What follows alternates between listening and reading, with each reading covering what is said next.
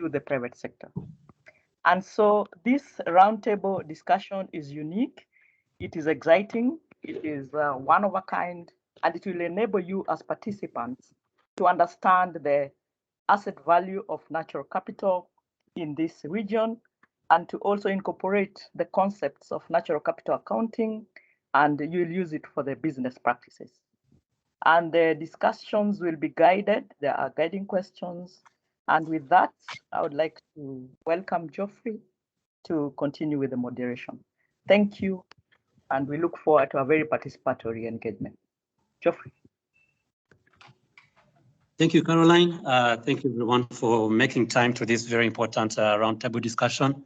As she said, the more we look into this natural capital, the more benefits that we have, even in terms of the private sector. It is not only harboring the most important products of nature, but also bears the opportunities for business for the private sector along the region. So I would not want also to preempt what my seniors will say, or even panelists. I would like to call upon Mr. Simon Kahero, the Vice Chairman of EABC, to give the opening remarks on behalf of the Private Sector Federation about the East African Business Council. Thank you. You're welcome, sir. Thank you, Geoffrey, and thank you, Caroline, for the scene setting. I think you poised us very well. I'll ask kindly that we're all used to how online meetings operate. So in the event that I break for any reason, please signal me so I can fix whatever connection issues I might have. Unfortunately, we don't connect using natural capital. We must use artificial technology. So yes, as Caroline has said, this is a very, very important platform discussing a very important topic for very many reasons. Of course, we know that in East Africa, our economic growth is most heavily reliant on climate-sensitive natural resources, a capital that was given to us by God, by nature. A lot of what we do is based on agriculture, which is, again, reliant on rain, nature, and very vulnerable to climate change and the impacts of climate change. A lot of what we do, in addition, leads to environmental degradation for a number of reasons, mostly the rudimentary nature in which we conduct business, in which we conduct a lot of our economic activities, and also leads to pollution that has a major impact on the other factor of production that is most important, which we have in abundance, which is human labor. But then again, in East Africa, the rapid growth that the economies are undergoing, are enjoying, create two sides of a coin. One, an exacerbation of the challenges and the problem, as well as a benefit in terms of what you'd call economic progress. And I believe what this discussion this afternoon is going to focus on is finding a way of creating the right balance for the benefit of everybody involved. Everybody, not only in East Africa, but even our markets where we seek to take products that come out of this region. For us as East African countries, of course, this climatic variability, the different extremes are a major concern. Today, as we speak, we've been watching the news. Internationally, you have fires in the US, in Europe, that nobody can explain. Yesterday, the earthquake in Haiti killed one of the leading epidemiologists in the entire world. There are floods that have been ravaging different corners of the world. And all these wild things like COVID-19 are ravaging the entire globe. Everything is linked to the changes that we have seen occurring in our climate because of the activities that we undertake. And whereas in East Africa, the partner states have undertaken different initiatives, many of which are still ongoing, there is still a lot of work that we know can be done. The rationale is very, very clear. The rationale for natural capital management is not questionable by anybody on this platform, this forum, or elsewhere. The policymakers, the public sector, and the private sector both know where their roles lie. As far as policy goes, there are certain sectors, the leading sectors in this region, that rely much more, and I mentioned agriculture, but we know that tourism, that brings in a vast amount of money from other countries, relies on this natural capital. Livestock. East Africa contains some of the best quality livestock in sub-Saharan Africa. Natural capital. Even manufacturing. A lot of the manufacturing that we do in this region is not from steel and other such products, but is mostly from what we call natural capital. And my own industry is a very good example of that. Many people don't realize that every time they pick up a bottle of Coca-Cola, one of the major ingredients is water.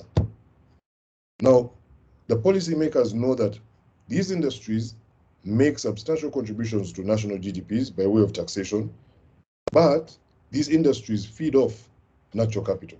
And that's why the policymakers have that responsibility, that role, to ensure that our ecosystems are functioning regardless of our economic systems being active and running.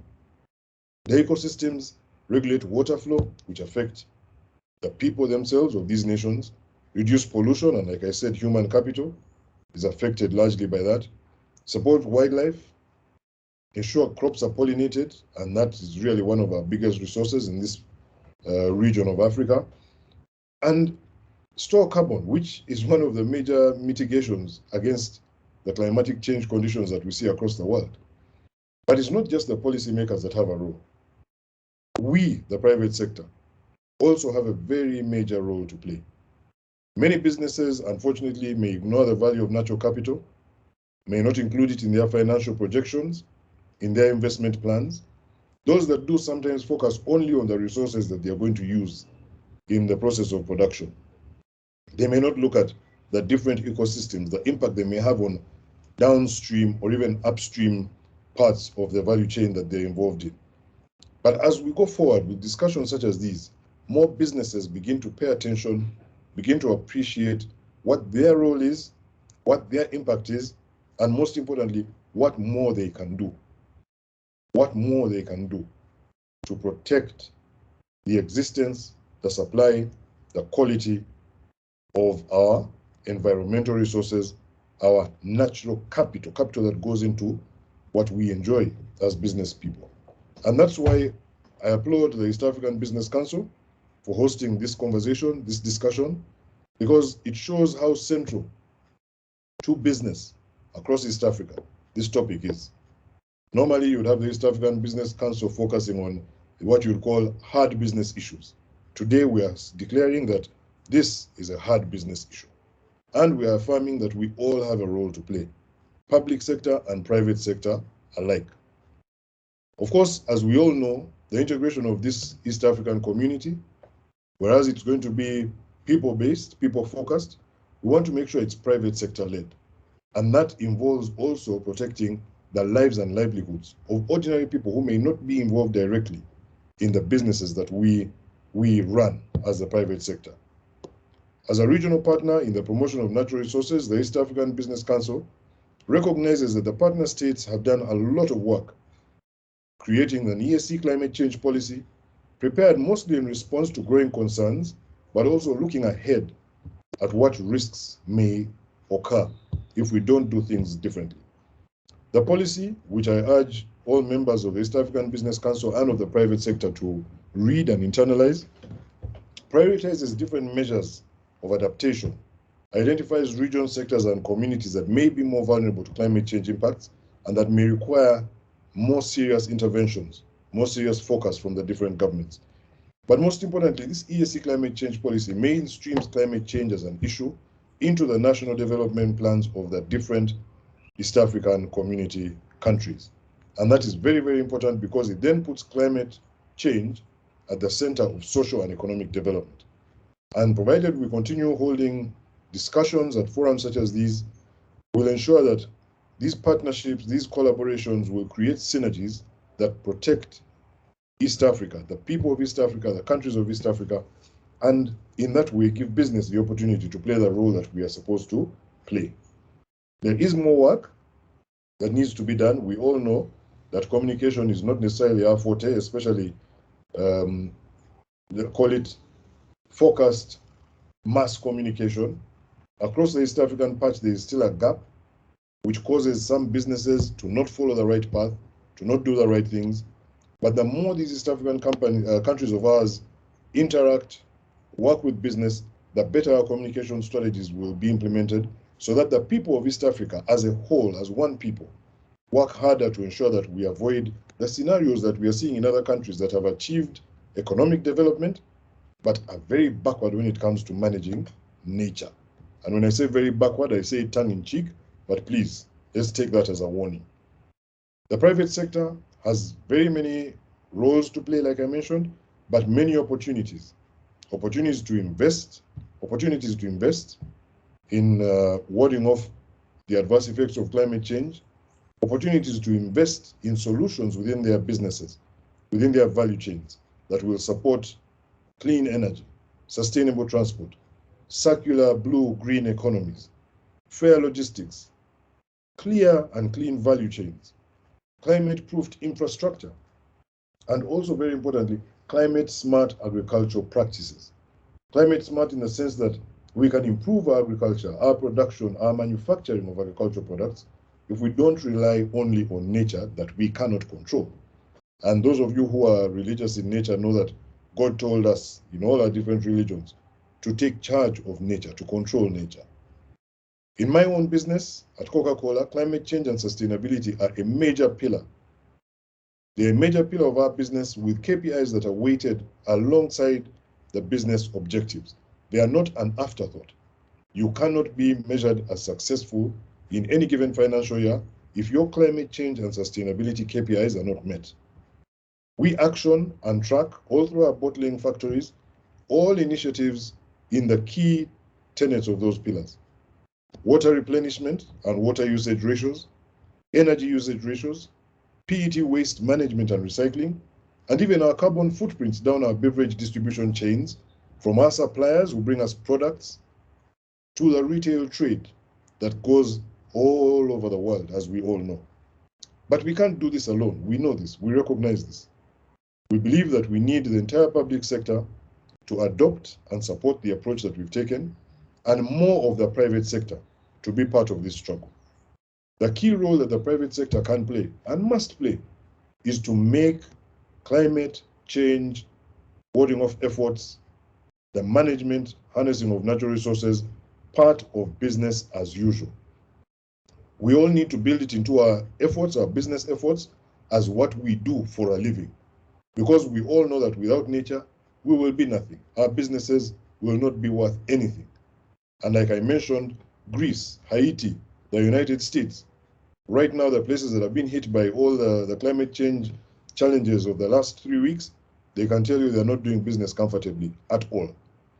So the role that we have as business is very closely linked to the role of the development partners, DFIs, and the countries themselves to ensure that we manage this climate, we manage our climate, avoid climate change that will be adverse to the people, manage our natural resources so that our descendants down the line can benefit from a beautiful, functioning, successful East Africa that is thriving by way of business, integrated across the region for the good of the people.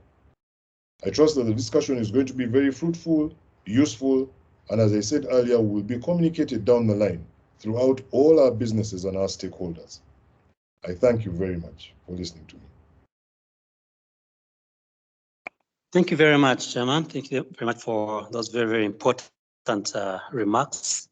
Indeed, you call upon concerted efforts towards managing the natural capital that we have, but also aligning it to the climate change that is quite important. Without what you just said in terms of mitigation measures, whatever we'll do, even whatever we invest in, the opportunities that you just mentioned will definitely not materialize. Really, we take note. That's why I say the DFIs and all the policymakers should really look at how these measures are included in their planning process. Thank you very much, Mr. Chairman. I will definitely share Mr. Kenneth Bagamhunda, Director General of Customs and Trade at EAC, to also give his opening remarks. Over to you, DG.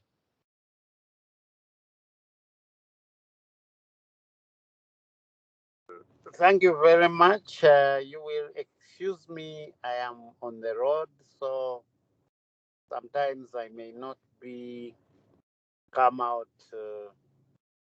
The disruptions in the system, in the network, may interrupt my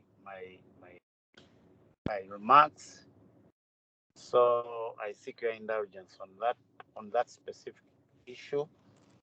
I think Simon has really elaborated on what constitutes natural capital, and I think ESC, when you look at what we have in place, is, as far as the treaty, it adequately covers quite a spectrum, a wide spectrum of what constitutes natural capital.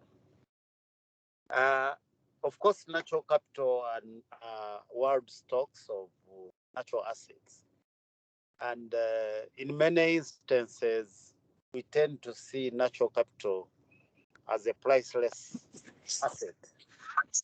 Much as it may be priceless, but it is not valueless.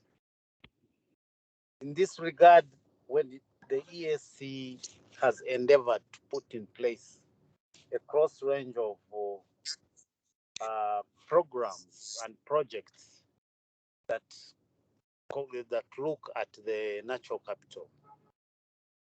The treaty is very elaborate on the issue of natural resources, which is a key sector in our ESC integration programs.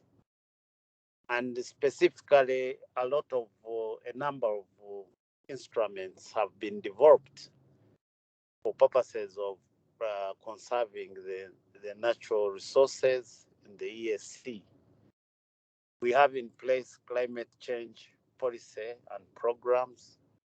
We have in place strategies on tourism and wildlife, a strategy on poaching and all these other aspects relating to preservation and conservation of natural resources. It is therefore very timely that this kind of conversation is taking place, and to look at it holistically from the point of view of how do we regionally now look at how we can harness the assets that we have around us, some of them that we take sometimes for granted. It is only during this pandemic that we realize the importance, for example, of the air we breathe, that you can ably extract oxygen, which can save lives. So how do we as East Africa take advantage of the resources that are around us and take a common approach for purposes of preserving these resources that we have? The private sector's role is well elaborated and covered in the treaty. This is a private sector-led, people-centered, and therefore the importance of their participation in these processes is very critical. I think the East African Business Council has indeed, I commend them for having thought of this round table. It is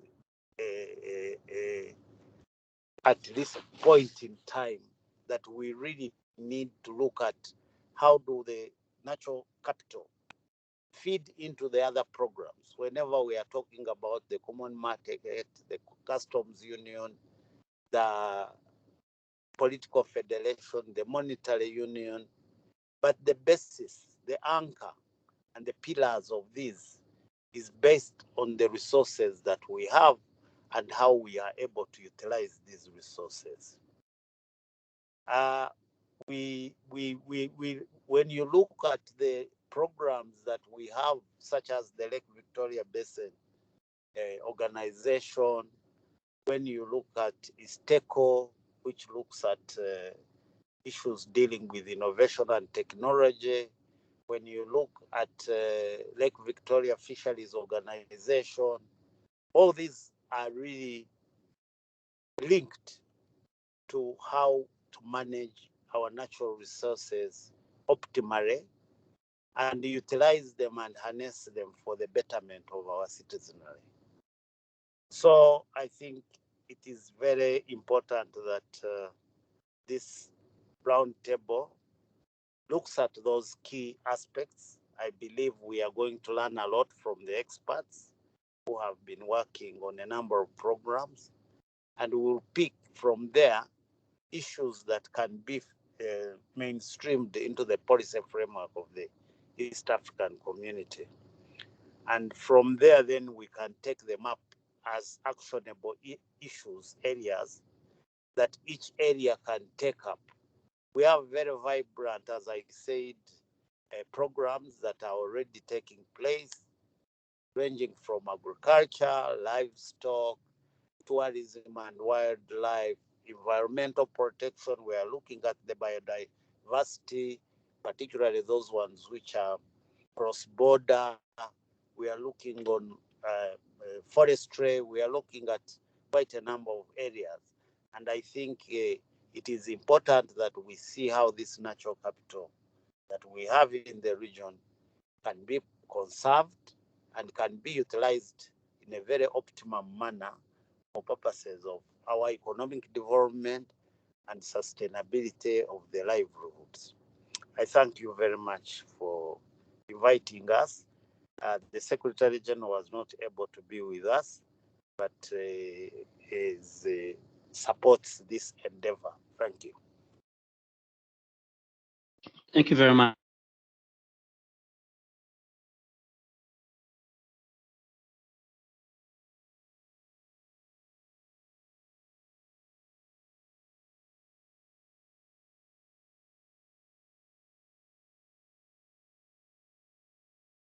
At the end of the day, without oxygen that is already helping people during this COVID pandemic, if we do not conserve the trees that produce the oxygen, it doesn't make sense too much.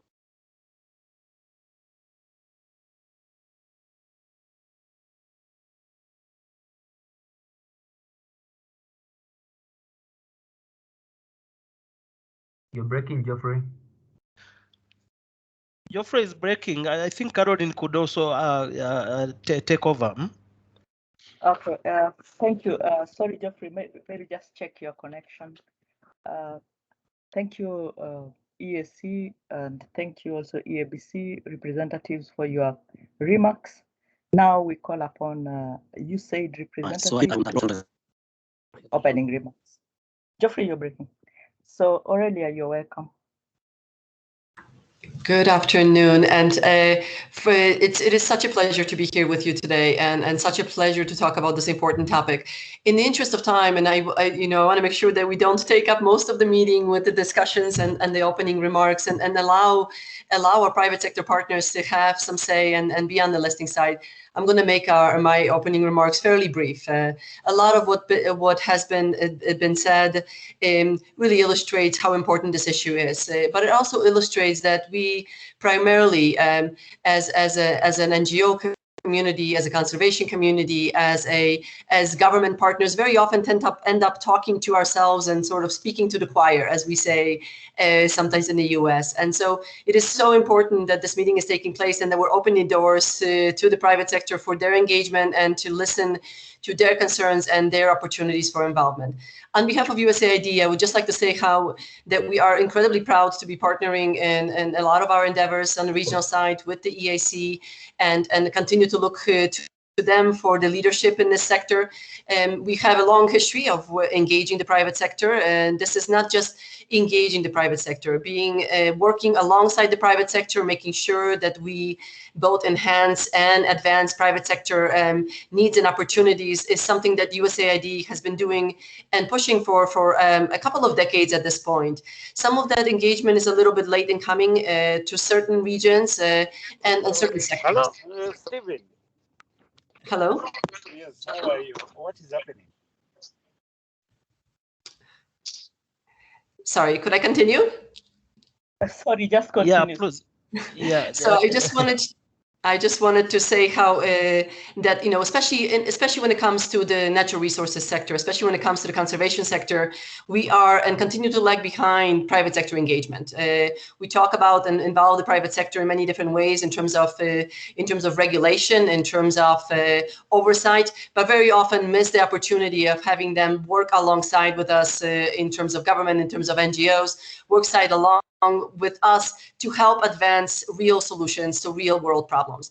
And as been said by other opening remarks, and Simon said it very well, you know, the world demands that it be an all hands on deck response, especially to climate change, but also to the loss of biodiversity conservation. So that those are problems that are will leave us poorer, not only in this generation but for generations to come. And those opportunities for the private sector exist not just to help solve the problem, but to make fortunes really in bringing those solutions forward. And so I invite all of you to hopefully a great discussion. USAID, once again, is proud to be a partner in this discussion and proud to continue support the private sector in many different ways in many different sectors across East Africa, including in conservation, but also renewable energy, agriculture, and others. And a lot of opportunities exist for your engagement and involvement, which I hope are going to be made available in the opening remarks on paper. So thank you so very much for this opportunity, and let's discuss. Thank you. Thank you, Aurelia, for those very insightful remarks. And for sure, USAID is a great partner in conservation and management of the resources. Without further ado, I would like to call upon Nick to give us the presentation, which will set the tone for the panel discussion. Nick, you're welcome. You have 15 minutes. Yeah, thank you, Caroline. Let me see if I can share my screen.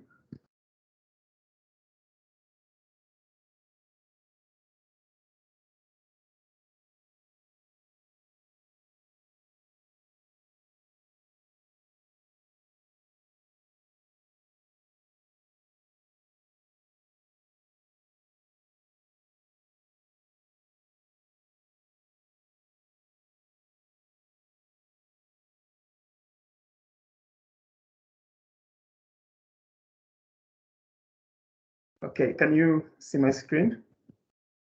Yes, we can. Maybe you can make it slideshow. Okay.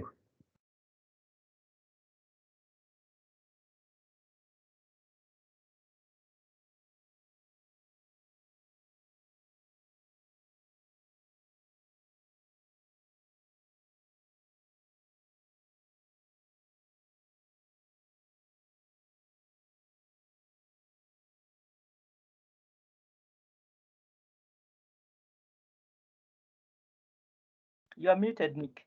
You're muted. Nick, you're muted. Okay, thank you.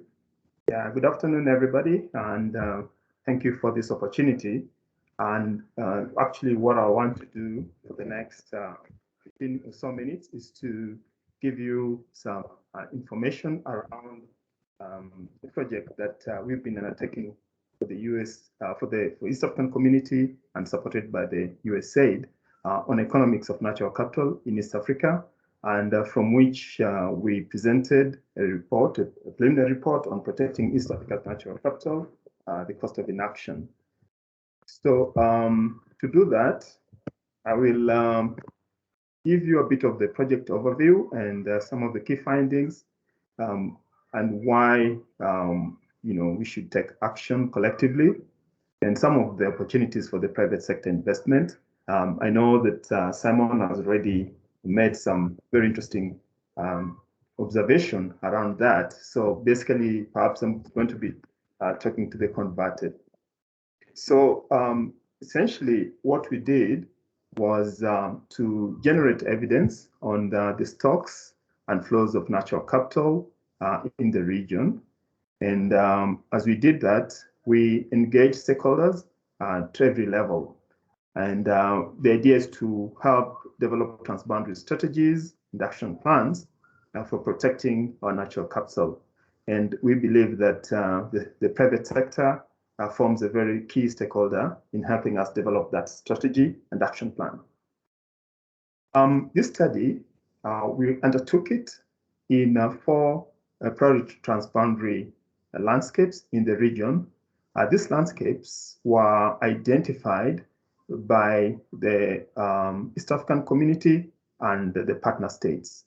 And the key component being that they're very important to the region, both economically, socially, and environmental-wise. So the information, the report I'm going to give you is based on information on these 4 landscapes. So the values are for these 4 landscapes. Now, I'll just step back a little bit and start with some definition. I know that this has been alluded to during the opening remarks, but it's important that we're on the same page with everybody. First of all, it's on the natural capital. And here we're referring to the world stock of natural assets. And this include things like the minerals that we work on, includes things like water, all the living things. And therefore, as alluded to, they're very, very important to the economy of any country, economy of the region. And the other component that I want you to have an idea of is on the ecosystem service. And here we are referring to any positive benefit, direct or indirect, that is provided by our ecosystems. So in our study, we assessed the value of ecosystem services, and we looked at 9 ecosystem services. And this ranged from those services that we harvest from nature directly, or that are available for purposes of pasture, to livestock, or crop pollination, to the regulating services, which are very important services that we take for granted, from ecosystems. And this, of course, range from the flow of water that we get, to carbon storage that really protect us against climate change that Simon already indicated is ravaging the world. And we also looked at cultural services, and this varies from nature-based tourism, which is very key to the economic development of the region, to issues around biodiversity existence, which is basically the intrinsic value of biodiversity. So let me go briefly to the key findings. And as Simon was giving his opening remark, you could see that is linking global issues to the regional issues. And similarly, that's the approach I'm going to use in this presentation. So let's start by nature's contribution to the economy. We know that globally, that contribution is over 125 trillion per year. Now, at our landscapes, the contribution to the East African economy is approximately 10.9 billion per year. Now, that contribution is divided across the various ecosystem services that I mentioned. And what I want to bring to your attention is, although tourism seems to be one that we talk about most, but really regulating services are perhaps the most important. The way they regulate our climate, the way they provide us with water, the water that we use to make, of course, we use for various reasons, whether domestic or for manufacturing, etc. So these regulating services contribute about 7 billion of the 10.9. So you can see that it's about 65% of the total value. Now, I just want to reiterate again that business depends on nature. And again, if you go to the global level, we know that 44 trillion of the economic value generation, which is essentially over half of the world's total GDP, is potentially at risk as a result of the dependence of business on nature and its services. And this is because of what we are doing to our ecosystem, particularly biodiversity loss and ecosystem collapse. Now that is affecting business, and Simon gave us examples of what's happening, with the burning, with the typhoons and everything else.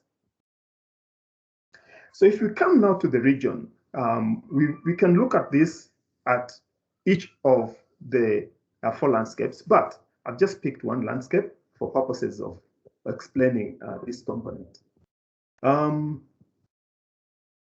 I'm looking at the Alberton rainforest, and we did a projection of a business as usual scenario that will happen in the next 30 years or so.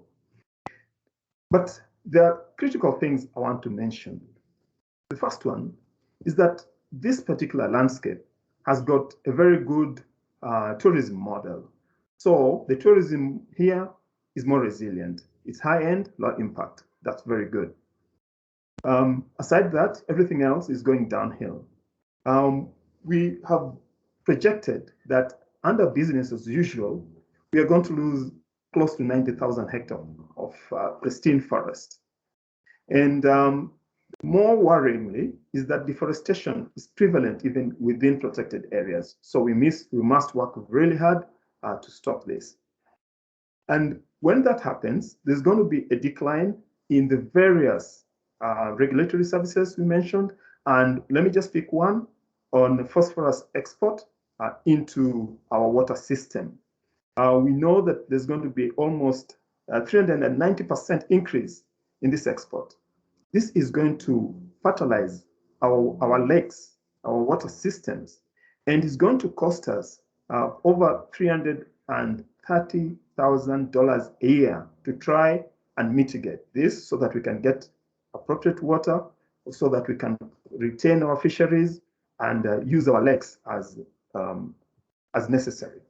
So this is something that is of a concern under a business as usual scenario. Now, what I can say therefore is that no future with a business as usual for the East African region. And I want to give you some examples. If you look at these graphs, we are looking at the natural capital in comparison with the rest of the capitals, like that is produced capital and human capital. Now, the natural capital is the one in red, and you can see that in each of 5 countries we are presenting, and unfortunately we didn't have data for South Sudan, we see that where the natural capital is declining, so are the produced capital and the human capital aspect. And where they're a bit more stable, the other capitals are more stable. Now, this is telling, and therefore the window for action is narrowing at an alarming rate, while the cost of action is increasing. We need to keep that in mind. So let me talk a little bit about investment in protected areas, because that's important. And that's important because a lot of our conservation efforts are around protected area systems. Now, what we've seen, recent data has shown that in Africa, there is a 1,000% deficient in funding such systems. And these areas are coming under pressure, for business development, for national development, and even from communities, because they're seeking livelihoods from these areas. And we know that inadequately protected parks suffer ecological degradation, and therefore we lose capacity for these areas to provide us with the appropriate ecosystem services as we require. Now, these studies have shown that for us to adequately manage our protected areas in Africa, we require investment of up to $2,000 per square kilometers annually. But what is available at the moment is only $200 per square kilometer. annually. And most of these are provided for by national government. The private sector is only contributing about 14%. And most of this is through philanthropy and grants. So there is a case, of course, for nature-based solutions that can support these systems. And this model here is just telling us that we need to identify investment needs that will protect, restore, or provide infrastructure and management of our landscape. Now, as we do that, we need to think that this investment needs will address societal challenges. It should address issues of food security, issues of water security, biodiversity loss, and climate change. And subsequently, the outcome should be human well-being and biodiversity benefits. And as we do this, we need to think about what will come as an investment. We expect increase in earning, but at the same time, the nature will benefit because, for instance, if it is in forestry, we also need to expect increased area under forestry. So what are the opportunities, therefore, in the region? We need to scale up nature-based solution, and this involves a number of things. One is investment that transition business to carbon neutral and nature positive economy. And the agricultural technology is one area that we can undertake in this area. We need to unlock new revenue streams by creating new markets for nature-based solutions. For instance, diversification in the agriculture and food systems. We need to support emerging markets and investment returns. And the food technology area is good to talk about that. And we need to scale up and monitor investments. A recent study in the UK has shown that if we undertake regenerative land uses, such as afforestation, then we are likely to triple income. And they showed that if you invest $1 in such a project, you're likely to get, I beg your pardon, £1 sterling, you're likely to get 2.79 pounds sterling of economic and social benefits. So this is very critical, and we should not necessarily reinvent the wheel. We should just learn from this and take actions. So the investments that we are talking about are plenty, and I want to just take one example and talk about in details. And climate smart agriculture was mentioned by Simon in his opening remark. And that really made me happy because I thought it was a very good example to use. Now here we're really talking about low carbon integrated approaches that of managing landscapes.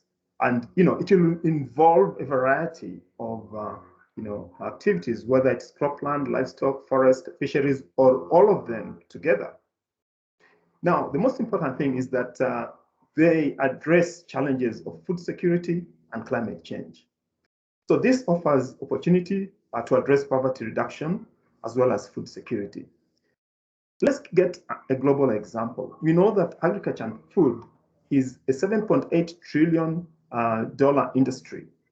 We know that agriculture and food is offering up to 65% of Africa's labor force. So the food industry is expected to clock about $1 trillion by 2030. And it has some challenges, which has been mentioned: climate change, population growth. Now, resource constraint, because there's not enough of that, but also consumer demands. The interesting thing is that this, although there are challenges, but they also form in a catalyst and investment opportunities in agriculture and technology and food technology sectors. Let me give you an example. There's what we call Mount Elgon Livelihood Fund. Now, this is a fund that was developed in 2016, and the overreaching goal is to create sustainable supply chain that will be linked to East Africa's primary dairy company, that's the Brookside. And how do they do that? While they're doing that, they're combating deforestation, they're addressing unsustainable agricultural practice, while they're also boosting local economy. and they're involving up to 30,000 farmers and 15 cooperatives in the region. This is a model that we can apply elsewhere within the region. Now, we need innovations, and to support nature-based solutions, investment in natural capital will need to be commercially viable. That one we have to accept. But at the same time, nature must be an opportunity in the investment rationale, not a constraint. And we need to demonstrate impacts to society and environment. Of course, the financial returns are similarly important. And here we see a model that was generated by UNEP in the recent publication that shows how we can accelerate for nature-based solutions. And we see the issues of innovation. We need to measure and quantify impact. We need to decarbonize for purposes of climate mitigation. We need to use transformation in our supply chain models. We need to scale up. And this is information that is particularly very important. Oops, sorry.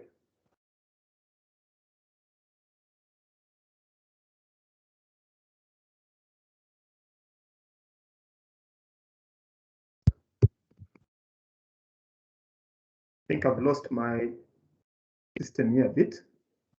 You stop sharing, Nick and Nirisha. Okay, I just get there in a bit. Yeah, okay.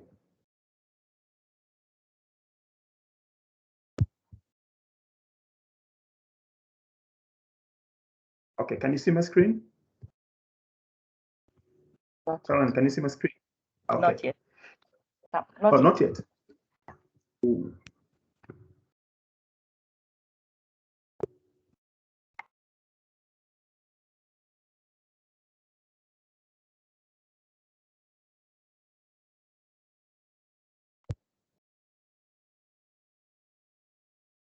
Okay, can you see my screen now? Yeah, it's coming. Okay. So the final thing I wanted to talk about here is on the financing mechanisms, because that would be something that would be of interest to everybody. And in the financing mechanism, we have a number that I've just mentioned a few. One is the blended finance, and this include public finance institutions. We need to jump into this because they're very important in providing de-risking of capital on a larger scale. And in case of the freshwater availability, we have a number of examples of project finance systems, green bonds, asset finance. And in the agri-food that I mentioned quite a bit, African Development Bank has got the economics of food cuisine, which is a digital platform linking to finance streams. And another possible finance stream is in the forest resilience bond. And this fund, this is basically what the U.S. Forest Service uses to restore their forest. But for the details of this, we have a catalog of biodiversity finance solutions that has been generated by UNDP under this project known as BioFin, which you can get to. So I want to now take this opportunity to acknowledge the support that we got from East African community. They facilitated our engagement with the different partner states to get information, and the USA supported this study financially. So thank you very much, and back to you, Caroline. Thank you, Nick, and thank you, everybody. We'll just take a few minutes for clarification or questions. Geoffrey, are you back? Geoffrey? Nick, yes, I'm back. Caroline, can you hear me? Can you hear me, Caroline? Yes. Now you are clear. Geoffrey, can you take as agreed? Can you continue? Thank you. Thank you very much. Thank you.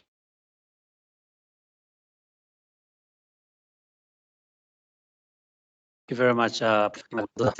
Quite technical, I must say, but of course I will give a few minutes if there's any clarification to your presentation.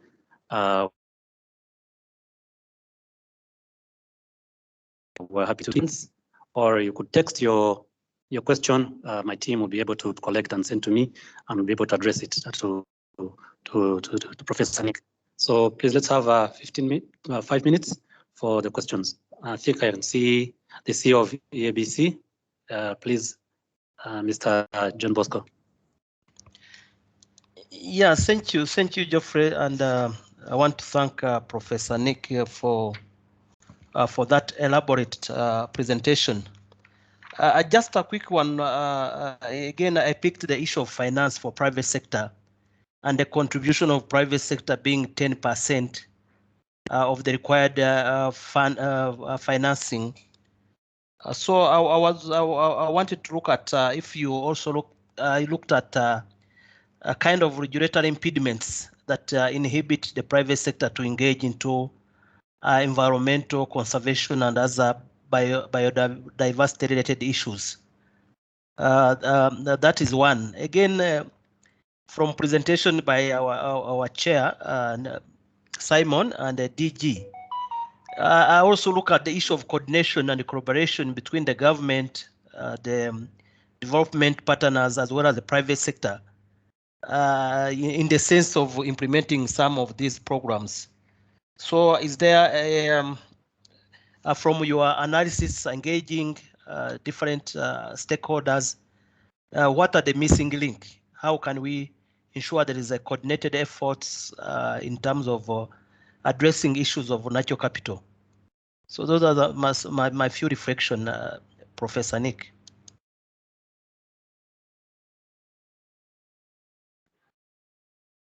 Yeah. Can I go for it, Geoffrey? Yes, please. As you Okay. Yeah. Okay. Thank you, Mr. Kalisa. Those are very challenging questions and really relevant. In terms of regulatory impediments, I must say that we've not really analyzed the regulatory impediments that already occur between private sector and the government. What we have looked at is the opportunities and the funds which they can dive into, and for purposes of this particular investment. But we believe that we need appropriate environment for investment. Now, the appropriate environment for investment is a component that the East African community has been working on to bring together, to harmonize those possibilities between the different countries, because the different countries, as is at the moment, have different regulatory mechanisms for investment into different components of nature-based solution. There are some investment that do not require much regulatory issues, except just getting the appropriate licenses and then just investing. But what I know is that the local banks have not really had clear approaches to supporting some of this investment, and that is the reason why we are kind of showing the various mechanisms that are available globally for private sector locally to make this investment. Now, in terms of coordination and collaboration, the missing link, I think, is something that Aurelia mentioned, that government tends to talk amongst themselves or with the NGOs, and the private sector is on one side. So we need to have a situation where everybody comes to the table. And I think such opportunity is rife. And this kind of information, the kind of evidence we've generated in this particular study, we are trying to bring in the various stakeholders. And just this morning, we were talking to stakeholders from Uganda, Rwanda, and Burundi. And those stakeholders had private sector in them, they had the government in them, they had the civil society in them, and they had the people from the academia in them. So this kind of collaboration is what we want. We want to bring people together. We want them to be on the same table and address this issue collectively. And this is the reason why in generating action plan for the work we've done, we are enjoining all stakeholders, including businesses, and that's the importance of today's meeting. Thank you. Geoffrey? I just have another question with a text that has been sent to me. Can you hear me, Prof?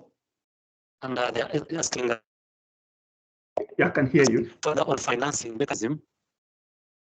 Yes, someone is asking what are the entry points to the financing streams that you just mentioned on the last slide?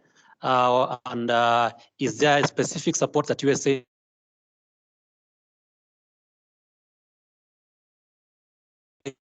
could be a private company apply?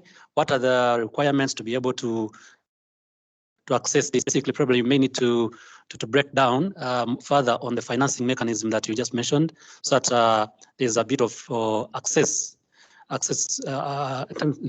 bit of further information on how these finances can be accessed by either individual companies or BMOs like ABC that could now have maybe respond to a call of application, then support the members. Probably may need to also allude to that.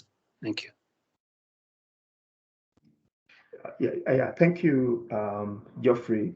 Yeah, the thing is, the various financing mechanisms are varied depending on who is providing the finances, and so they'll vary from one financing system to another.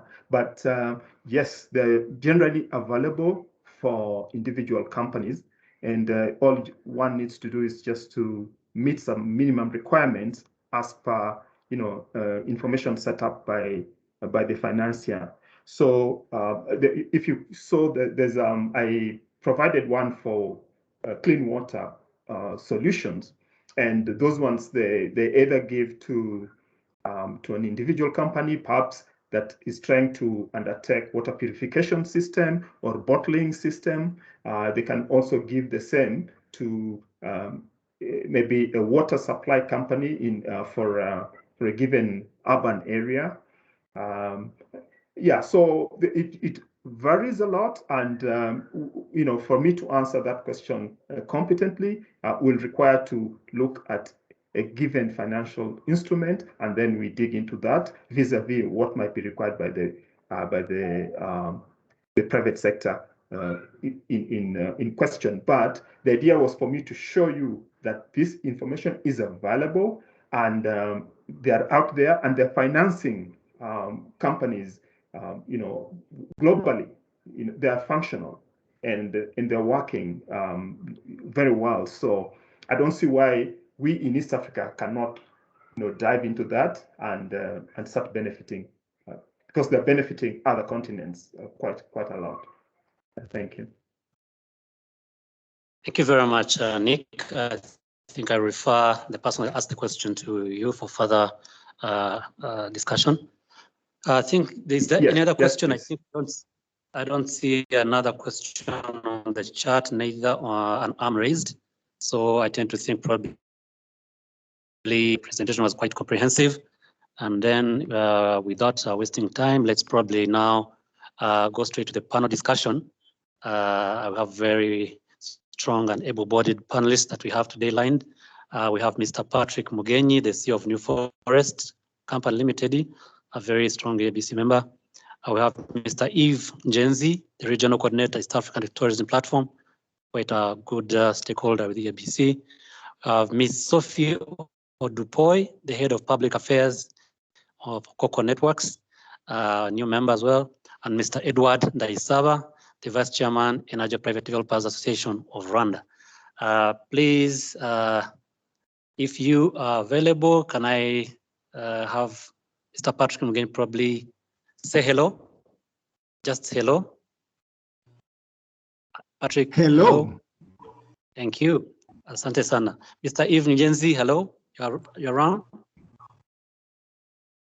Yes, I am. Hello. Karibu Sasi. Are you with us? Hello. Hi, Sophie. Good to have you around. Thank And you. Mr. Edward. Mr. Edward, are you available? Are you around? Are you on the call? Good afternoon. Very good. Very good. Good afternoon to you, sir. Straight to the point, and I will start with New Forests Company Limited. The question is, the forest sector has great potential for contributing to inclusive green growth, as it is labor intensive and provides significant export opportunities. What action is required and by who to increase private sector investment that will maximize the economic, social, and environmental improve local livelihoods in the landscape? Thank you very much. Did You you hear cut me? out there a little bit, but hopefully you can hear me clearly. Thank you for having us. And it is true that in the forestry sector, I think there's a massive contribution we can make, and we need action across the board to ensure the viability of the sector. I'll give you a very brief history for context. I mean, as a company, we've been at this for about 16 years now. And I've been part of this story for 4.5 of those years. What is troubling is that the attrition rate is really high. If you look around and ask yourself how many successful forestry companies exist in the region, you'll be working with a handful. In Uganda, as an example, companies of scale, we are down to 2. And we are the only one who have not had bank action against us. So it's pretty hard going. So what are the 3 things I'd put on the table? One is blended finance solutions. We need to urgently develop products that are suited to the forestry sector. If you think about it intuitively, when you plant a seed in the ground, it's going to take anywhere between 8 to 25 years, depending on what kind of crop you're planting, for it to come to maturity before you can realize value. That requires patient capital. Those products are not easily available commercially. And I think both action from the government side, from financial institutions, and we've spoken to multilateral institutions to develop blended financing options for forestry sector actors to make it viable. The more people we have joining, the more sustainable the sector will be, and the better all of us will be, simply because of the contribution that our sector makes to the green economy. Second thing I'd leave on the table is access to carbon markets. It is brutal to try and gain meaningful access to these carbon markets. I'm often in conversations where the headline is really, really good. I've never known a time when there is more global momentum to recognize the urgency and the need to have viable carbon markets. The problem is they operate like small clubs. You can't access them. It's notoriously difficult. We've been at this now for probably 6 years in different forms. But to have meaningful access to these markets, I think is going to be an important key to unlocking active value in our sector. The last thing I'd leave on the table is progressive trade policies.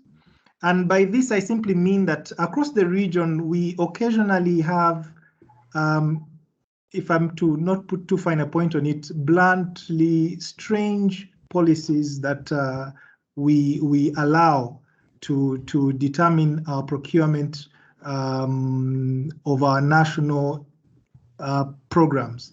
A simple example is how would a country in Central Africa, how do they arrive at the place where they are comfortable importing electricity poles from Brazil? And on and on and on. There are many examples, but I think what I'm trying to say is when you have a nascent industry in a region that is trying to find its way and its place to make a meaningful contribution, our policymakers need to play an active role in ensuring that that industry is reasonably supported to grow, to scale, to be effective, not just for the region, but globally as well. With that, I'll turn it over to my colleagues. Thank you very much, Mr. Patrick. very important, especially the last point where you mentioned that the progressive trade policies that protect investors, national investors, in terms of even procurement programs. I try to think you're talking about local content of some sort, but maybe I leave that to you. Thank you very much. Straight to definitely I'll come back to you, Mr. Patrick, for further questions, but I'll go to Mr. Eve. Mr. Eve Njenzi, the regional coordinator of EATP. Of course, there are findings. If you followed very well in this presentation, the findings show that establishment and promotion of community conservation, I say, offer the most scalable revenue to securing wildlife habitats and establishing migration corridors. Yet, their contribution to the tourism industry accounts for only 1.3% of total earnings, or suggesting considerable potential to expand into sustainable tourism. In your view, Mr. Eve, what action can the private sector take to make ecotourism in community areas an engine of social and economic development, income and investment contributing to the achievement of the UN Sustainable Development Goals? Maybe you may consider to go further on the second question, and what enabling policies would be required to achieve this? Over to you, Mr. Njenzi. Thank you, Geoffrey. I think, thank you again for inviting us for this interesting session, roundtable, and I think other speakers also spoke a lot about this particular area on the actions from the private sector, especially in even the opening remarks by the Vice Chair. Of course, private sector is a key and a large partner, and right now it even plays a big role if you look at what it is being done. However, we saw even in the study that the investment part is still at 13%, and this has been also marked by the CEO of the EABC. There has been a lot of discussions, different public-private on this issue to see the role of private sector, and as well as engaging different NGOs and conservation ecosystems at both national level and as well as regional level.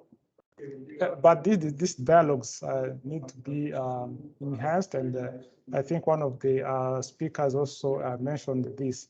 So I believe at the national, at company level, there is a lot that has been done, putting in place the different mechanisms to ensure that products that are sold, tourism or responsible tourism and friendly to the environment, as well as ensuring that there is in place social and corporate responsibilities in the various companies in the private sector, which contributes as well to these conservancies. So for the private sector, I think sustainability is still key, and this is very key. We cannot sell what is not available in terms of tourism products. So having wildlife protected and these conservancies is very important.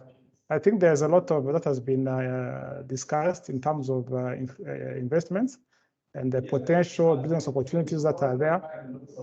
From the private sector perspective, I think we'd like to talk about the 4 Ps, people, planet, and then profit. So all these areas that were mentioned in terms of investment, being in infrastructure, being in different solutions that are linked to different issues that are there right now, climate change, bringing solutions like solar energy and other solutions.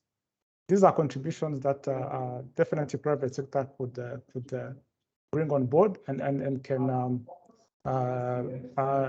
it could solve some of the issues that we have. As well, one of the areas that private sector has also been working, I know EABC as well as EATP works on this, is ensuring lobbying for favorable policies at national level, at regional level. This is also very important to have policies that are favorable to investment, but also conservation to these community conservancies. So right now, if you look at, for example, at this issue that we had, COVID-19, we came to notice that we cannot rely on community conservancies. They cannot rely on a single revenue stream. Talking about tourism as a single revenue stream. So there is also a need, looking at both the private sector and the other stakeholders, to diversify and have new revenue streams apart from tourism that can support these conservancies. So there are several areas that we can look at, being capacity building. I think also this is an area where private sector has been playing a role, but also will continue to play a role, as well as having our role as tourism players to take care of, good care of the tourists who are bringing these revenues, and ensuring that whatever is being done. For example, when we look at this particular period, we've seen a lot of companies not looking at profits, but looking at the larger the larger scale, and looking at only at sustainability of their businesses, sustainability in general, and being able to have jobs in place, people remaining employed, and so on. So all these are factors that and the contributions of private sector. And as well as I know there are some issues that have been already raised, the issues of financing, which is critical, as well as the issue of illegal activities, that also I think it's very key for private sector as well.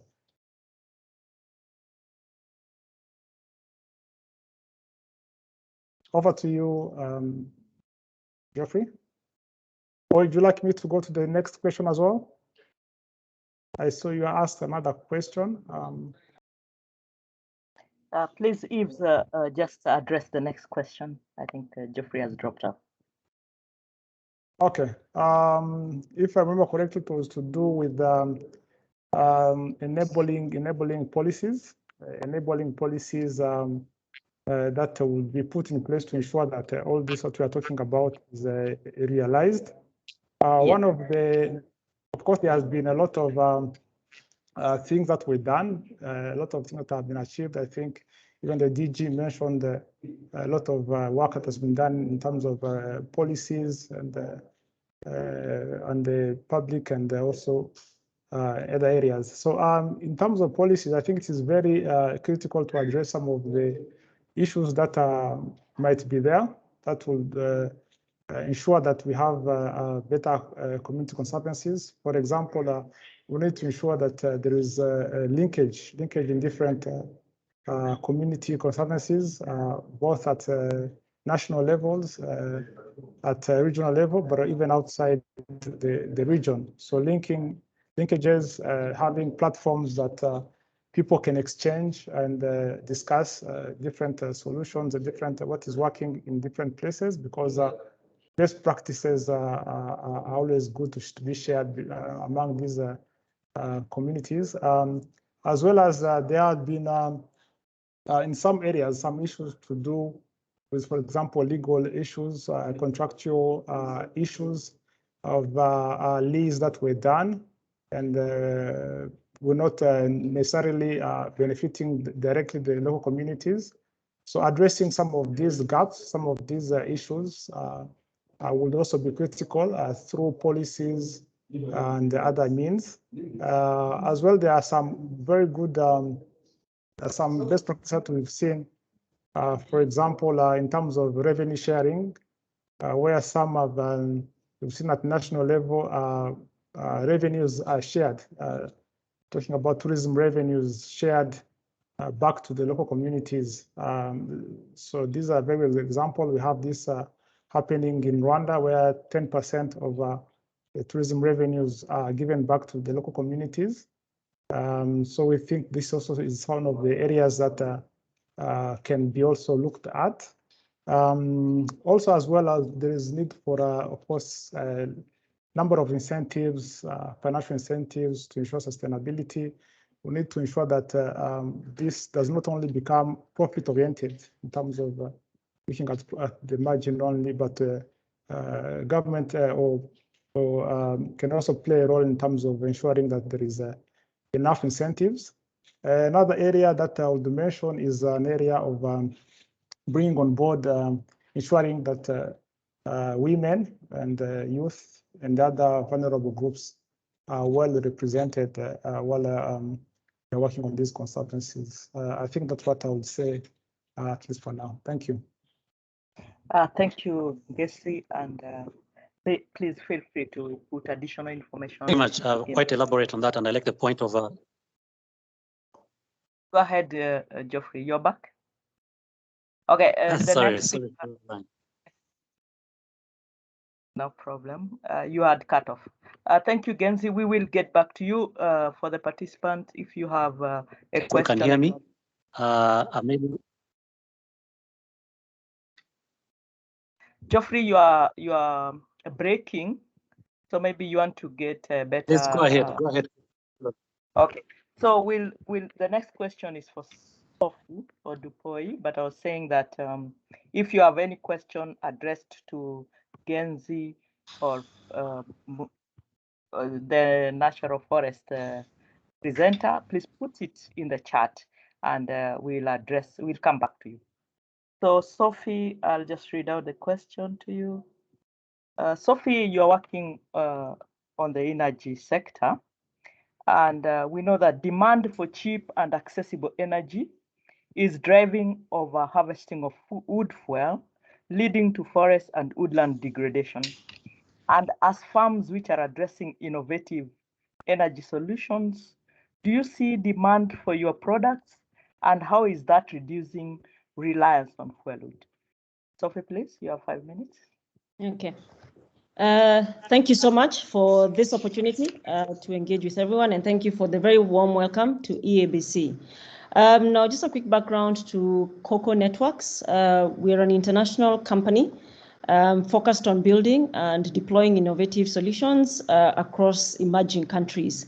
It's in recognition of deforestation that our founders sought to find a solution that is clean and affordable, that would motivate people to switch from use of biomass, as you said, firewood and charcoal, which are the leading causes of deforestation.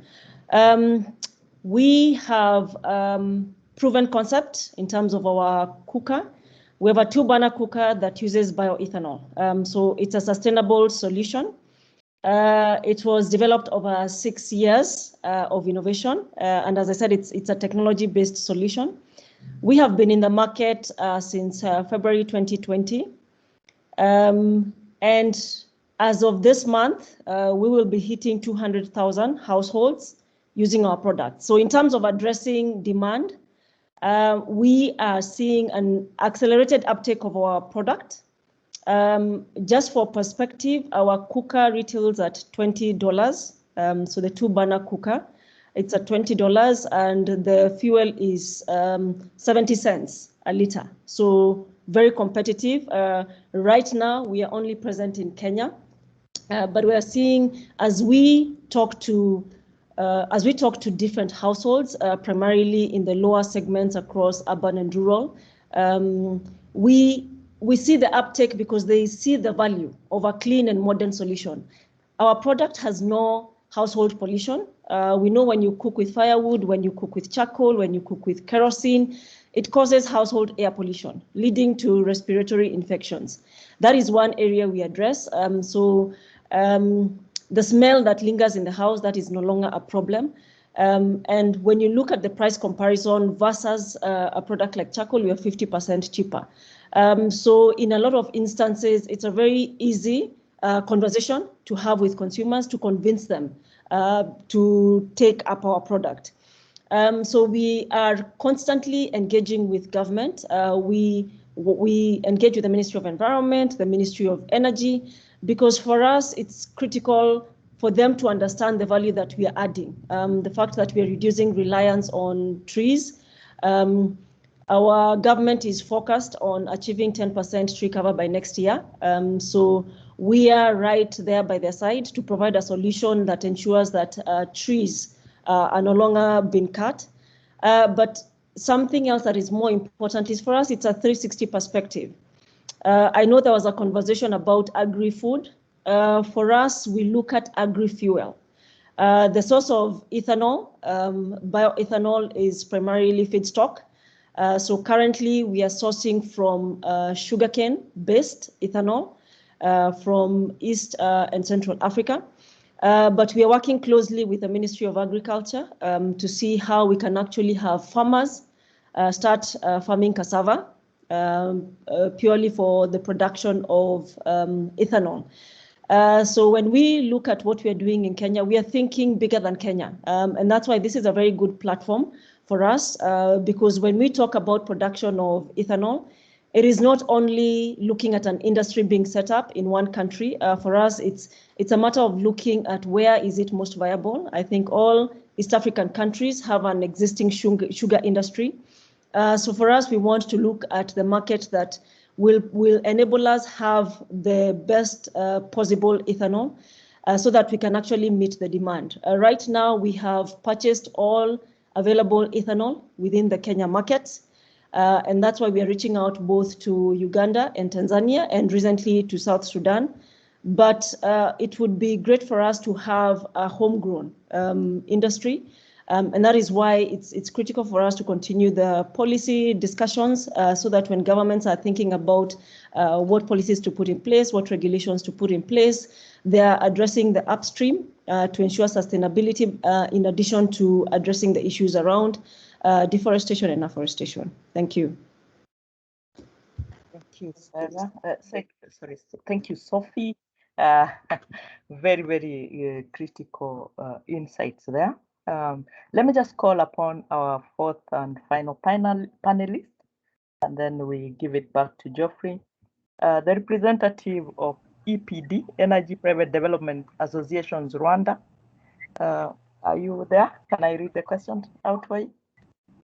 So the question is, what actions would you like to see taken at local and regional levels that would allow you to grow your businesses using inclusive models that ensures increased market penetration? This is while creating value that enhances energy access, increases job creation, reduces deforestation, indoor air pollution, and energy expenditure, as well as improving rural livelihoods. Please, you have 5 minutes. You're welcome. Thank you very much, moderator. So my name is Edward Ndaisaba. I'm based in Kigali, Rwanda.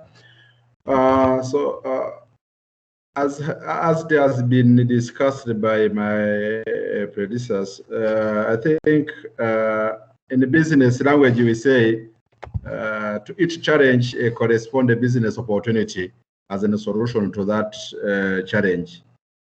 So among other natural resources, sun and water are ones of them. And from those two resources, sun and water, we have renewable energy technologies for lighting and for productive use to help well managing environmentally our planet. So, and of course, the private sector has already available solutions for climate adaptations and resilience.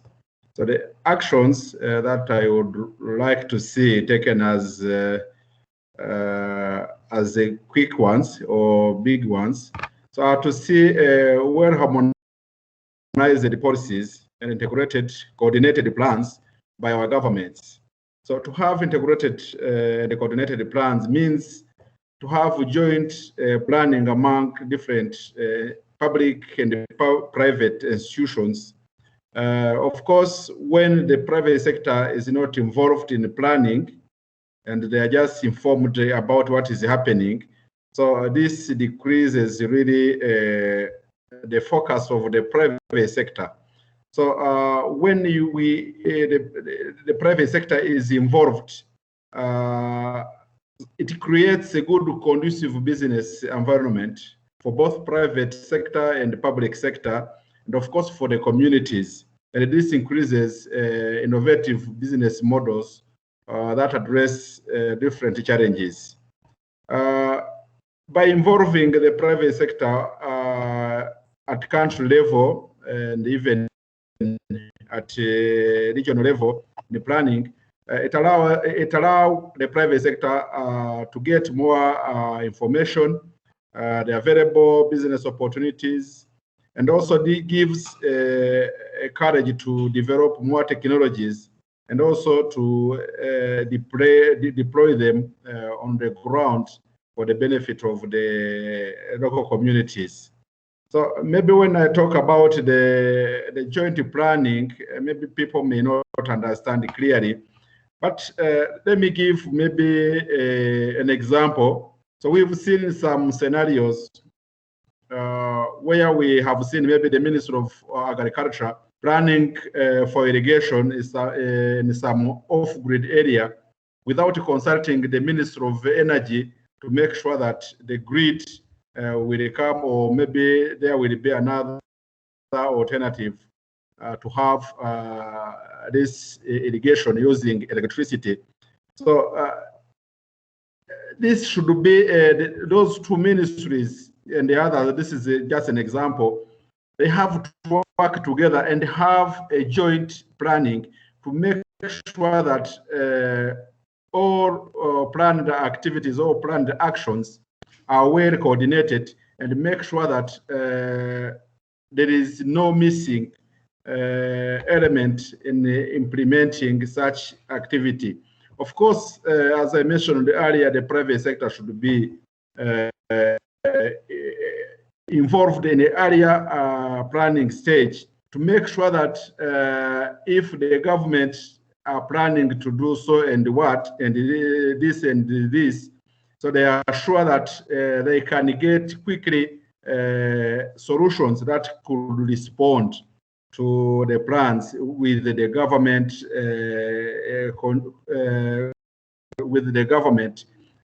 to make sure that this plan will be really executed. So if it's not done in this way, so that's why you may see many government projects planned, but at the end of the financial year, nothing have been done because there was a missing key stakeholder, a key partner who should bring in appropriate solution to make sure that the project is well implemented. So in summary, there is a high need of integrated planning and coordination at country level, but also at the regional level to allow the applications and implementation of renewable energy technologies that will help us to save our environment, to save lives of people, but also to prosper with the green economy. So, of course, I'm sure maybe we can't say that those technologies are well known at country level, regional level. There should be also some actions to make well known those technologies at community level. But of course, this should start from the government level and the regional level to make sure those technologies are really reliable, viable, and also affordable by the communities. So another key challenge that we've seen when we talk about renewable energy technologies, as maybe Sophie was discussing, so those projects really require huge investment. And we've realized that our local banks are not yet ready to understand its economical and financial viability. So though availing financial instruments is very critical and very crucial to make a sustainable business model. So briefly, what is most needed is just to have joint planning, I mean the public and the private sector together, so to make sure that we are tackling the right challenge with the right solution. I think this would help us to mitigate all challenges that we are facing in this area, especially when we are looking on maybe the deforestation, when we are talking about agriculture, the agribusiness. This sector is the most critical one to make sure that our environment is being saved and maintained for our better life in the future. Otherwise, when we don't really work together, when we don't really collaborate and joint have common plans with the private sector, so nothing will be happen. Thank you very much. Thank you very much. Geoffrey, please, you're welcome.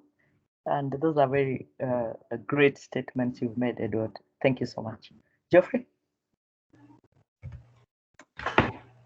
Thank you, Edward. Thank you, our panelists, for making time. But I will again come back to Mr. Mugenyi, and I would ask you, sir, in these landscapes that have been presented in the report, what are the biggest obstacles to implementing private sector-driven solutions that benefit both businesses and communities, as well as protect the natural capital they both rely on to thrive? Did you get my question, sir? Yes, I've heard your question, Geoffrey, and thank you very much. I think, I opened with 3 points. Let me limit myself to the first. The moment you talk about forestry, if you don't unpack the financing piece, there is very little to talk about. It's not sustainable. And I think companies such as ours, our experience is that it is a very, very hard journey. We've survived by dint of resolve, some luck, an incredible amount of work. Unfortunately, most who try to do what we've done are unsuccessful. So I think if we can begin to think of package financing solutions for the sector that is able to catalyze interest and investment on acceptable terms, especially given the durations. The planting to harvesting cycles are very long compared to most products. If you take $1,000 and invest it in mobile phones, your return on that is going to be at a certain rate. I'm not sure what that is. If you bring that same $1,000 into our sector, you need to be a lot more patient before you get a return on your investment. And solving for that, making it a bit more attractive for capital to flow, for financing to flow towards natural capital, I think is going to be a very, very huge win. If we can do one thing and we do that and get more players into the sector, it will be good for all of us. I hope that addresses the question.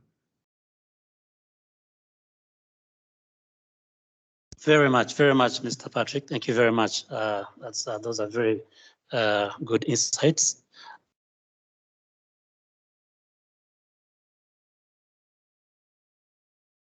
Ask of Safer Power. Mr. Dalmas, are you on the call? Mr. Dalmas? Yes. Sorry to put you on spot, but being our member and a very good conservationist, I would definitely would want to hear from you. And I will ask you a question. How is the private sector integrating gender equity and inclusivity of vulnerable populations to create long-lasting impact in the region? Maybe what do you see? Do you feel that there's enough inclusivity in this business? Thank you. Hello. Yes, thank you so much. And my name is Dalmas. I'm the CEO of Safer Power Limited. And as I answer, you want to give a brief of what SaverPower does.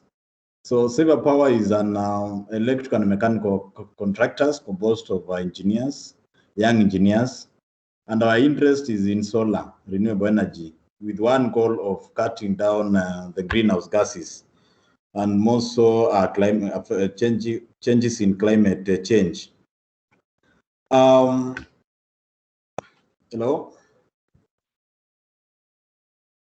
We can hear you. Go ahead.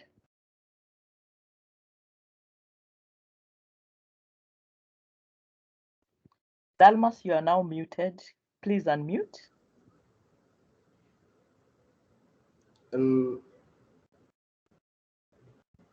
We can hear you, Mr. Dalmas.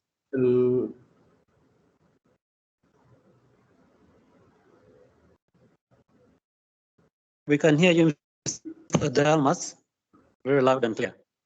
If you can.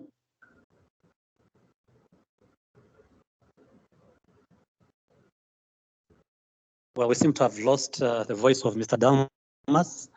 There's a question in the chat, and if anyone could answer, it comes from Mr. John Bosco Rusagara, and he asks, why can't our local banks also apply equator principles to their clients to ensure that environmental regulations are respected? Would anyone answer this question? Mr. John Bosco says, apply equator principles to their clients to ensure that environmental regulations are respected. Maybe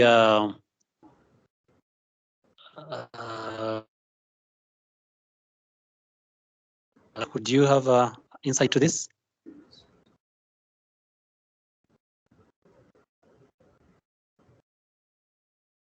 Hello, Geoffrey, I'm not sure if you're referring to me. Yes. Yes. Okay. I think if I understand the question, it has to do with ensuring compliance with environmental regulations, and I think that is a really, really brilliant contribution, because it's all too easy for investors and investments not to do that. I think many industries are just catching on this idea that we need to be very responsible. I think one in the opening remarks, one of the comments was there is finally broad awareness that if we don't take care of the environment, all of us lose. Somewhere else I heard that this is an existential threat. And I think in Nairobi at a conference, I again heard that the lungs of Kenya, that was a Kenya specific one, the lungs of Kenya are gone. I thought that was a very powerful image. And I think for financing to be tied to meeting certain environmental criteria, I think is critical. We are way, way, way past that stage. And why don't our local banks do it? I think that's a good question we should put to the banking community. I can only support that contribution and say it is critical.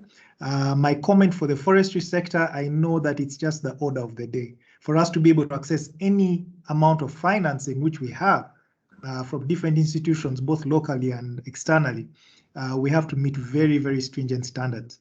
And we are glad that we have met them, because we go about our business with a safe conscience, knowing that we are sustainable in the way that we're addressing our commercial objectives. Thank you. Thank you very much. Maybe I would also ask the same question to Mr. Nick, Professor Nick. In your findings, do you see this a challenge in terms of also the financing, in terms of uptake? Do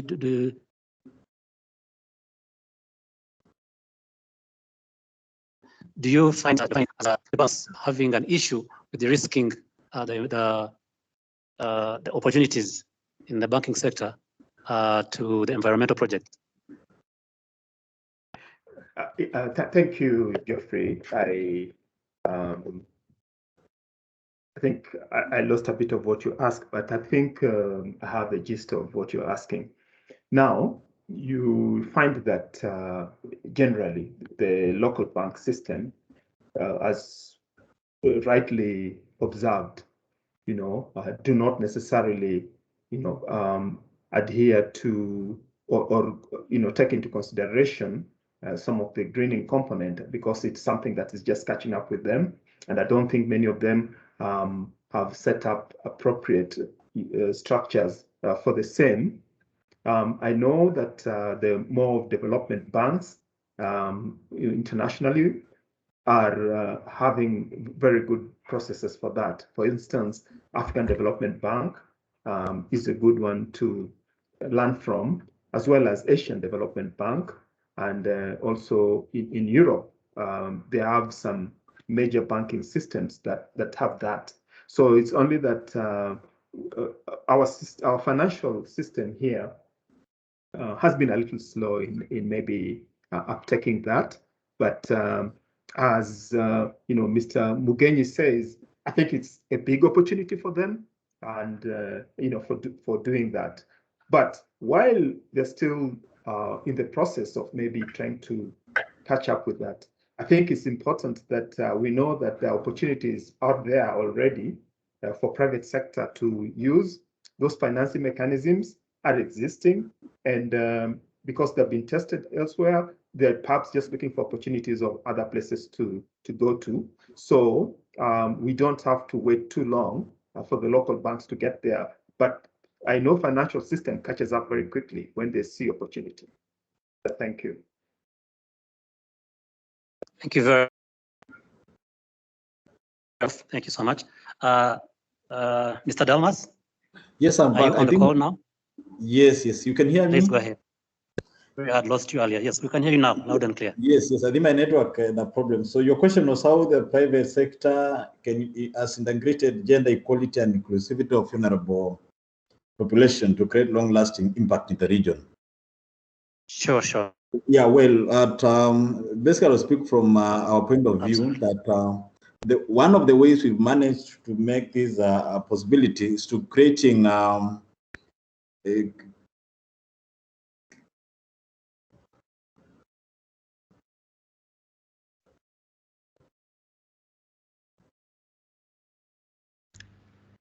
Geoffrey, I suggest. I think he has an issue. We have lost you He again. has an issue of connectivity.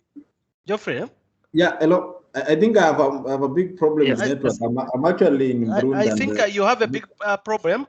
I suggest, Geoffrey, for the interest of time, I suggest that you allow our Apex organization just a few minutes to comment on that, because I'm looking at the time and the time is not on our side. So then we can maybe come back to back to safer power. Yeah. Thank you, ED, for your guidance. I can see the ED of PSFU, Francis Kisirinya. Are you on the call, sir? Can you confirm?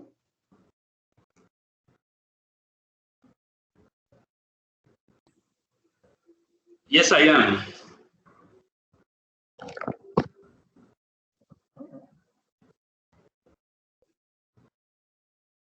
Hello?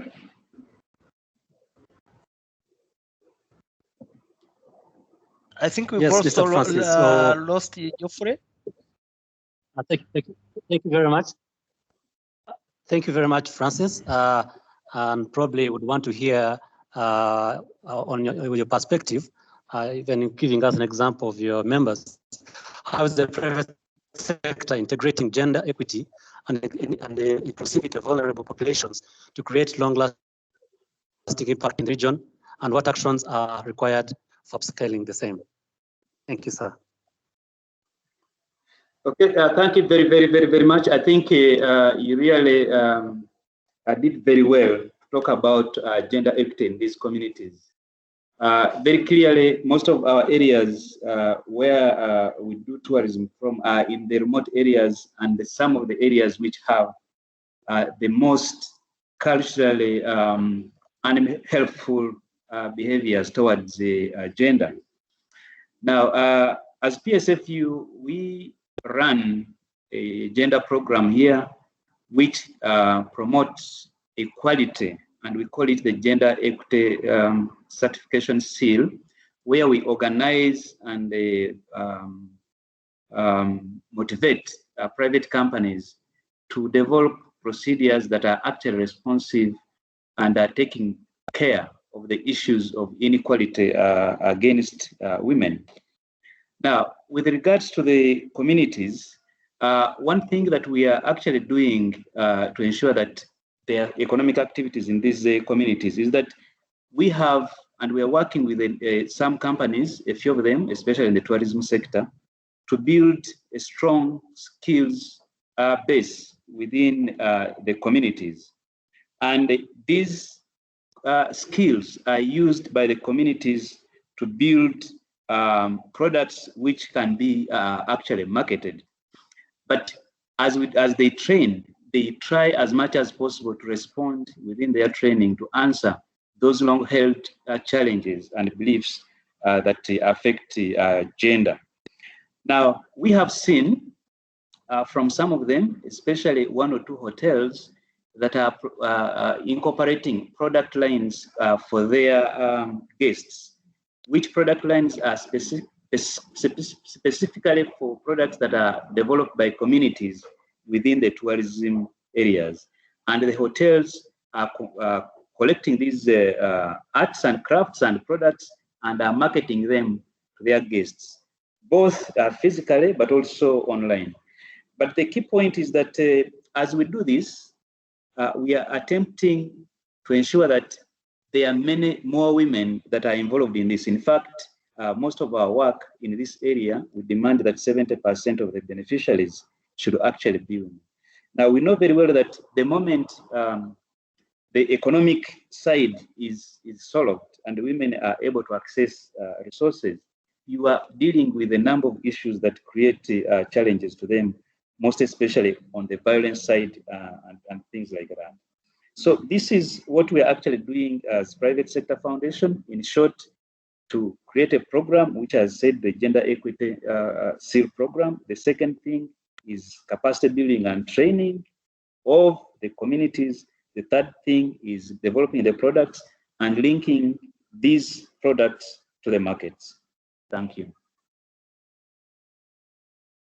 Thank you so much, Edie. Very, very precise and on-spot insights to this question. The gender equity seal is very important, as well as the specific skills to by communities to solve gender-specific challenges. That's very, I think the rest on the call can learn from you. I do not know whether we have a PSF Rwanda. Anyone on the call from PSF Rwanda? Do we have anyone from Tanzania Private Sector Foundation? I'm trying to ensure that our national focal points are not lost on this, they don't miss out on giving their insight to this very important discussion.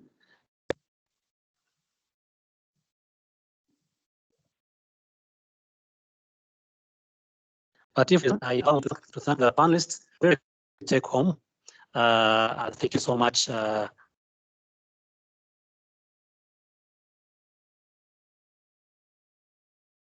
Again, when we call you up again to provide the same support.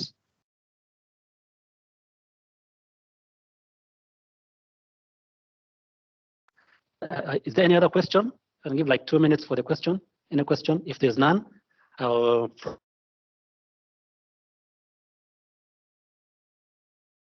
so take homes from this discussion, and then after that, the Executive Director of EABC, to Mr. John Bosco Kalisa, to give his closing remarks. So, or comment on the chat. The first recommendation is that we need to that are unfavorable to natural capital, such as afforestation. Very, very much. Then there's need to support the smart agriculture technologies so that they don't deplete the environment. Excuse me, Geoffrey, because you're breaking. Promotion of innovations that support natural. Okay. Okay. Excuse me, Geoffrey, because it's very important and you're breaking. I just want to read the recommendations very fast. Rusagara, your hand is up. Did you have something to say? Rusagara, please. Yes, I have a question on the chat. Can you check? Okay, the question is, how can nature-based solutions help companies deal with climate and climate-related risks, and why should the private sector invest in them? I like that. Professor Nick, do you want to say one or two words about that before we give the recommendation?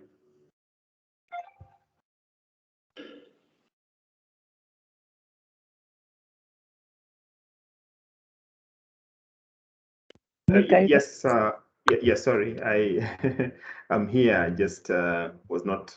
Yeah. So you're asking how the private sector can do what? Sorry, can you just come again, please? How can nature-based solutions help companies deal with climate and climate-related risks, and why should the private sector invest in them? Okay.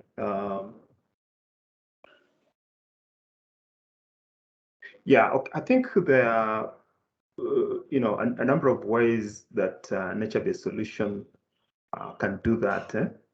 And in our discussion today, I sort of gave one possibility, but there could be several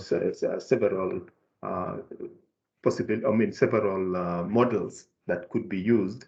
But if sometimes it's good to perhaps use something that is already in existence to show how this happens. But as I indicated earlier, we need, first of all, to do a number of things. We need to identify what is the investment need that you are working on. And as you are thinking about the investment need, you need to think about whether what you want to include in the investment is aspect of protecting nature, or participating in restoration, or participating in issues of infrastructure development, or maybe even best participating in management issues. And if I give example of, let's say, crop irrigation, one way of the private sector, dealing with that would be something like participating in rainwater harvesting systems, and maybe using renewable energy technologies for powering the system, so that you don't have to necessarily get the water from the system that is being used for purposes of or maybe from the rivers, and therefore extracting that. You can complement that by doing a number of things. Rainwater harvesting systems are very good. And then when you're setting up the agricultural system, you come up with efficient systems that ensure that crops just get exactly the quantity they need. So that way, you are reducing the offtake of water from the environment, and therefore supporting environmental flows. At the same time, you're ensuring that there's adequate soil moisture to run the system that you're having. At the same time, you're ensuring that you are providing water security by not extracting that is in the environment, and therefore taking water that will be available to people downstream. But also, you're going to support food security, and ensuring that in your system, you'll need to come up with a system of greening the whole area, so that you don't destroy biodiversity further, and you can do that by maybe coming up with a woodlot somewhere. And in the process, you also help in capturing carbon. So that way, you're supporting a system that will, have biodiversity benefits, but will also have human well-being benefits. And subsequently, through that irrigation system, you may be able to have adequate earnings, but at the same time, you increase area that is green. So that way, you are investing in nature-based solution that is supporting biodiversity benefits, but also supporting climate change mitigation. Thank you. Thank you, Nick. Patrick, you just want to top us up in half a second? We are looking at time, please. Patrick? Thank you. A forestry example, in addition to Professor, when you are in forestry, if you put aside land for conservation, that can be a really good example of a nature-based solution to a problem. We are running with about 40% on indigenous species. Where that is good is for many reasons, but commercially where it's viable, it's because you can access much higher carbon credits and therefore greater investment. So why should private sector invest in them? It's good for business, it's good for nature. Thank you. Thank you so much, Patrick. I just want to just pinpoint the takeaways so that the CEO can give us the closing remarks. Very fast, in terms of the takeaways, investment in projects that are favorable to natural capital, such as afforestation, is highly recommended. There's need to support companies that are producing and using agricultural smart technologies, promotional innovations that support nature-based solutions is a great opportunity. We should develop products that are suitable to blended financing mechanisms. There's need to ease access to viable carbon market information, models, and the whole system. There's need to enact policies that support local investors that have invested in nature-based solutions. We need to lobby for favorable policies that are geared towards conservation and management of natural resources, and a harmonized revenue sharing mechanism between the communities, regulators, tourism sector, and all the players in a particular region is highly recommended. There's need to develop incentives to tourism operators to cushion them from diverse effects like the natural pandemic, such as COVID. There's also need to have a coordinated planning between the public and private sectors in terms of rolling out renewable energy, development and distribution of the various technologies. And lastly, there's need to provide financial instruments in the various sectors, particularly energy sector, by the various financial institutions. Thank you so much. And I give it to the CEO EABC to give us the closing remarks. Thank you all. Yeah, thank you. Thank you very much, Caroline, and thanks to Geoffrey for moderating this exciting session. So I would like also to thank the Vice Chair, EABC, Simon Kahelo, the DG, Director General for Customs and Trade, ESC, Ms. Miko from USAID, Professor Nick, Chief of Party Environmental Incentives, our panelists, Patrick Mujenyi, Even Jenzi, Sophia, Edward, and also our CEOs from Apex organization who managed to attend this session, and all our board members present. I can see Bosco Sagara, and all the participants for this session. And I think this has been a very interesting and exciting session on natural capital, how to protect it, how to preserve it. The value proposition has been well articulated. We need to do a lot in terms of biodiversity, conservation, support the incentive scheme, as well as improved coordination among the key partners involved. On behalf of EABC, we are very committed to work closely with the USAID and other partners interested in terms of de-risking the natural capital.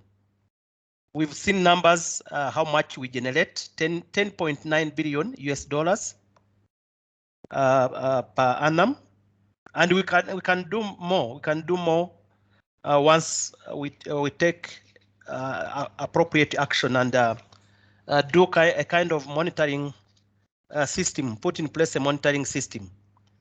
So we at the ABC, we are ready to forge and strengthen this partnership and roll out some of the key, of course, working with our partner USAID, rolling out some of the key propositions that have been well articulated.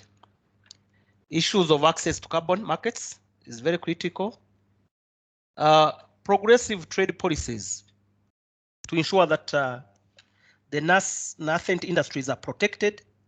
They are given all the support for them to grow and thrive. We need also to ensure the sustainability, and we need to weave in the natural capital in our programming. I really appreciated our Vice Chair Kaher when he said that your annual assessment or performance is anchored or is assessed on the basis of how you weave in environmental related issues of equity, which Bosco mentioned. How do we bring on board the equity, agenda, vulnerable population into the limelight of all this undertaking? I really appreciate that the private sector is taking a lead into this activity in terms of protecting, preserving, and conserving the natural environment, natural capital we have. So on our side, really, we look forward for a strong partnership with all the partners, our development partners involved into this initiative. And also we look forward to engage further with our national stakeholders in terms of addressing the policy challenges and constraints highlighted by a number of the panelists. I think there is a lot of opportunities as EAC. While we are moving forward into continental free trade area, the issue of natural capital provides us a comparative and a competitive advantage. So with those few closing remarks, again, I want to assure and commit ourselves to work closely with the USAID in terms of rolling out and ensuring these recommendations are addressed, and we need to achieve and present the milestone once we've rolled out some of these products to our members. So I want to wish you a very great evening and thanks, and we look forward again to call upon you when we are going to roll out this program to different capitals in our region. Thank you very much. I hand over to you, Caroline, and have a great evening. Thanks, Professor, for excellent work you've done. Thank you very much. Thank you. Nick, on behalf of EI, maybe you want to close. Say bye-bye.